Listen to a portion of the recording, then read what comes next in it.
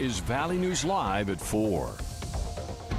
Good afternoon, everyone. We begin with new developments in the fight against COVID-19. North Dakota is getting 5,700 vaccine doses for children between 6 months and 5 years old. And you can start making appointments for your children today. An estimated 50,000 North Dakota children are eligible to receive the vaccine.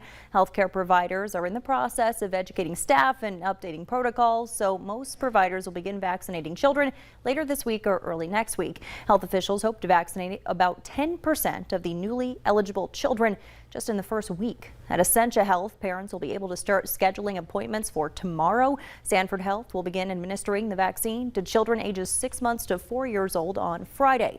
And as the first shots go into the arms of the youngest Americans, many parents have questions. Astrid Martinez speaks to a pediatrician about what parents need to know. COVID vaccination can help with preventing severe illness, hospitalizations, and deaths in this young age group. A common question: why get younger children vaccinated for COVID-19 if the illness can be mild for them? Dr. Sarah Boslett is a pediatrician at Indiana University Health. COVID infection is now the leading infectious cause of death in children under 5. And it doesn't seem like a big deal until it's your child who's really sick. Another common question: if my child already had COVID-19, do they still need to get the vaccine? They are at risk of getting it again, and the vaccine provides even more protection over time. If your child currently has COVID, wait until their symptoms have gone away and then schedule their COVID vaccine. Some parents worry younger children may be more vulnerable to side effects of the vaccine, but studies show they are typically mild and can include fever, pain at the injection site, fatigue, and irritability. As for whether the youngest kids could suffer the rare side effect of heart inflammation seen in some adolescents and adults, there were no cases reported throughout all the vaccine studies. And can children get their COVID vaccines along with other regularly scheduled vaccines? Dr. Boslett says yes. Astrid Martinez, CBS News, New York. If your child is experiencing side effects after getting the vaccine, you can give some ibuprofen, but doctors say it's not recommended to give over-the-counter pain relievers before vaccination to try to prevent side effects. If you're wondering whether vaccination is right for your child, contact their pediatrician. Along with the Test to Treat site in Moorhead, the state is opening 2 more at the airport and St. Paul Midway beginning later this week. At Test to Treat sites, Minnesotans can get tested for COVID-19, and if they're positive and determined to be high risk, they can receive a prescription for medication right at the same time.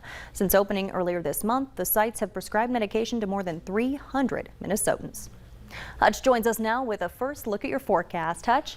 Stacey, thanks so much. As we head into our evening hours here, it's a perfect day and probably the nicest of the week as temperatures are just above average. Very summer-like, just a few clouds out there, nothing threatening, and that wind finally taking a little bit of a break as we look in across Fargo from our South Fargo location. 81 Detroit Lakes, Badette 76, a little cooler there in northern parts of Minnesota as you see. Where you see the deep red colors here, we have a lot of low to mid 80s out there for your Wednesday evening. Look at the radar. Flip the switch off on that guy. Things are pretty quiet tonight as we look across there. Just some fair weather cumulus clouds for tonight. Temperatures slowly falling once we approach the sunset hour, back down into those low 80s, quickly falling into the 60s as we head to bed tonight. Clear skies and tranquil winds. Grand Forks much the same as we are going to enjoy summer-like conditions right through the early evening hours and beyond with light winds as well. Well, the heat returns and so do our storm chances. We've issued a first alert weather day for Friday. Some of those storms could be strong to severe. We'll have the latest in your hour-by-hour forecast here, Stacey, in just a few moments. All right, thanks so much, Hutch.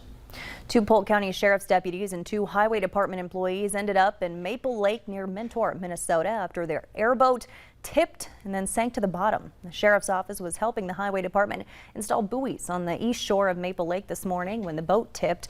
The Sheriff's deputies were taken to Essentia Hospital in Fosston with non-life-threatening injuries. The Highway Department personnel were not hurt. All 4 were wearing life jackets.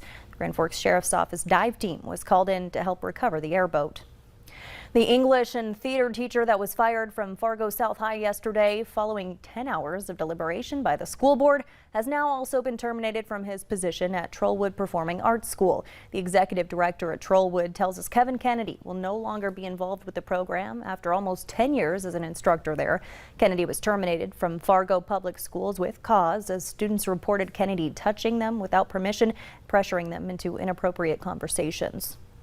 North Dakota Senator Kevin Cramer is missing a week of Senate votes and hearings in Washington after an accident over the weekend. Cramer says he was working in the yard and seriously injured his right hand, which required immediate surgery. He's staying in North Dakota because he says there's a high risk of infection and the possible need for amputation. Says he's monitoring Senate business and is in contact with his colleagues and staff. The senator plans to return to Washington after the 4th of July. For the first time in nearly 3 decades, Congress could be closer to passing new gun reform legislation, named the Bipartisan Safer Communities Act. As Skylar Henry reports, Senate Majority Leader Chuck Schumer says he hopes the Senate can pass it by the end of the week, despite some criticism from both sides. 14 Republican senators joined the Democrats Tuesday to overcome the first procedural vote on new gun control legislation. This week, we are on track to pass something many believed was impossible a few weeks ago, a meaningful, strong, bipartisan gun safety bill.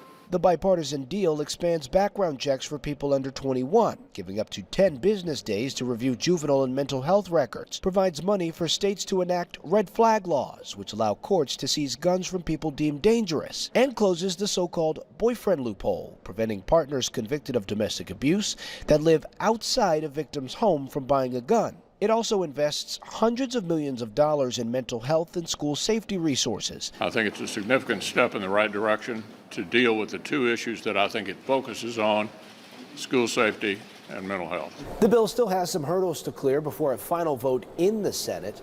Negotiators on both sides are seeing some pushback on the deal. There are some folks who really insist, demand broader, stronger gun safety measures. That's just not politically feasible in the current Senate. GOP Texas Senator John Cornyn was called out by his fellow state Republicans and former President Trump for his involvement in the negotiations. If I listened to all of the critics, I wouldn't get much done. House Speaker Nancy Pelosi says she'll put the bill on the floor for a vote after it passes in the Senate. At least one House Republican, Congressman Tony Gonzalez of Texas, has tweeted he looks forward to voting yes on the measure. Gonzalez represents Uvalde, Texas, where 19 children and 2 teachers were gunned down at an elementary school nearly 1 month ago. Skylar Henry, CBS News, Capitol Hill. The NRA has come out against that legislation. Its leaders are pushing lawmakers to vote against it. The gun rights group released a statement arguing it does little to truly address violent crime and opens the door to, quote, unnecessary burdens on the exercise of Second Amendment freedom, end quote. Inflation is on the minds of many Americans these days, and one solution to lowering prices could be in our nation's ports. A new shipping law spearheaded by Minnesota's Amy Klobuchar is aimed at taking the strain off consumers. They say the law will bolster the Fed's ability to enforce import-export ratios for American goods. That means stopping the unfair practice of foreign vessels refusing to take back American products. You have grain actually rotting at the ports because there's no container to take it, and you've got containers that are available but that are unwilling to do it. Something's fundamentally wrong. Klobuchar said she came up with the bill to help farmers in the state. This is the first major change to maritime law since the 80s. A controversial product at the center of conversation about underage vaping could soon be banned. Several sources are reporting the FDA could order the e-cigarette maker to pull its products from store shelves. This comes after Juul stopped selling some flavors of its e-cigarettes, including fruit and mint. Critics and health experts say teen vaping is at epidemic levels. Following historic flooding, Yellowstone National Park reopened today. A limited number of visitors are being allowed in, and only the South Loop is open. The park is using an alternating license plate system to control the number of guests. If the final license plate number on a vehicle is an odd number, the vehicle may enter on odd days of the month. Even numbered plates, including 0, enter on even days. Even so, one of the park workers says the traffic jams are terrible. Law enforcement from across North Dakota are lacing up their shoes and hitting the pavement for the Special Olympics North Dakota. The law enforcement torch run is to raise money and awareness for Special Olympics North Dakota and the state summer games. Each year, more than 400 officers act as the guardians of the flame to support more than 1,600 athletes that participate in the Special Olympics in the state each year. The run in Fargo today starts at 4:30. Tomorrow, officers will carry the torch in Grand Forks, Jamestown, Valley City, and Pembina. A local family will soon have a new place to call home. They followed their house this morning as it was moved down the streets of Fargo. It's the latest home build for Habitat for Humanity. The house left border states around 5 a.m. and made its way across the river to West Fargo. 150 border states employees helped with the project. The house was actually built in their parking lot. This morning it was rolled onto its foundation and the keys were handed over to Mother Penina Adam. She says her 5 children are originally from South Sudan. They'll move into the house in November. Still to come, a look at a deadly earthquake in Afghanistan and why help may be hard to come by. And temperatures heading into your evening are nice and toasty. We're in the low 80s for many of us here in eastern North Dakota and the Red River Valley. The heat returns, and as such, so do our storm chances. First alert weather day for Friday has been declared. Your forecast is next.